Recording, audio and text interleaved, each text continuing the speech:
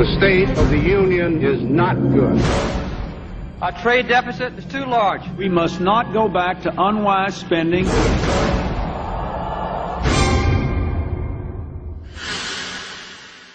This is America.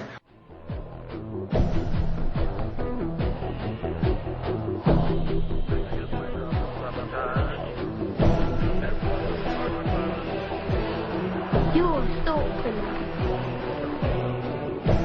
George Orwell once wrote that the great enemy of clear language is insincerity.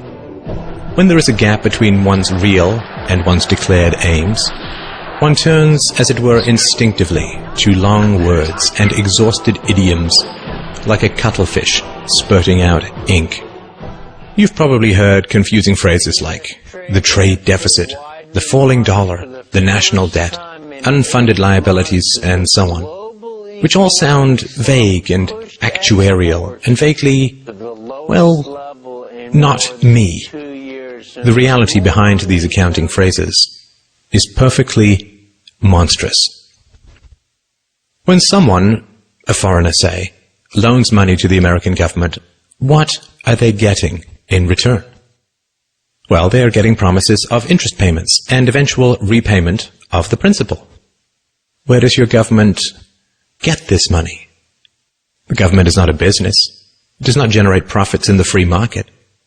So where does it get the money to repay its creditors? Are you beginning to understand that it is not dollars that are being sold, or bonds, or agency debt, or treasuries, or anything like that? Where is your government going to get the money to pay off its creditors?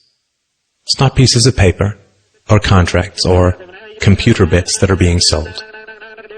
There is only one thing that the government has to sell. Governments have only one asset that they can use as collateral. Your leaders are selling you. When China lends $800 billion to your government, what they get in return is a guarantee that $10,000 plus interest will be taken from your family at gunpoint and shipped overseas. When a farmer gets a loan from a bank, he uses his livestock as collateral.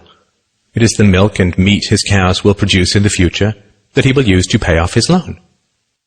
The bank is buying a share in his cows. You are the livestock that your leaders use as collateral.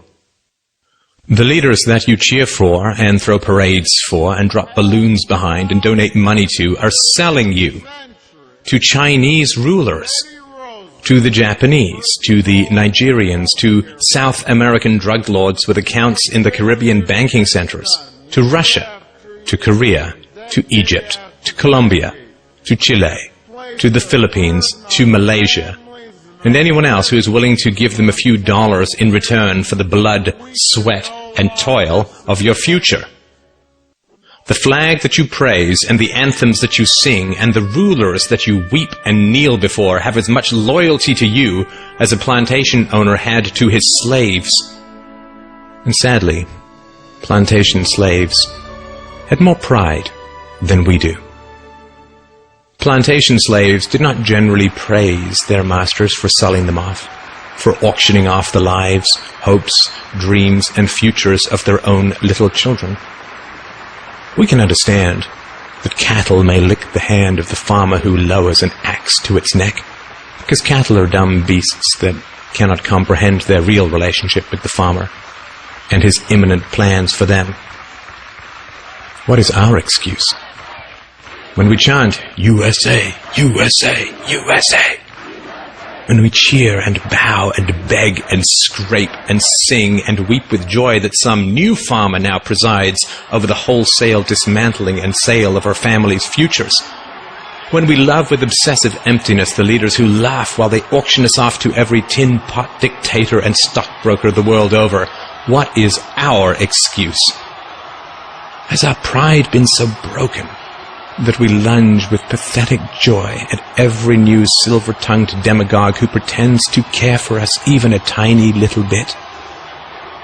In the future, our children will demand to know why we knelt and cheered as they were sold off on the auctioneer's block.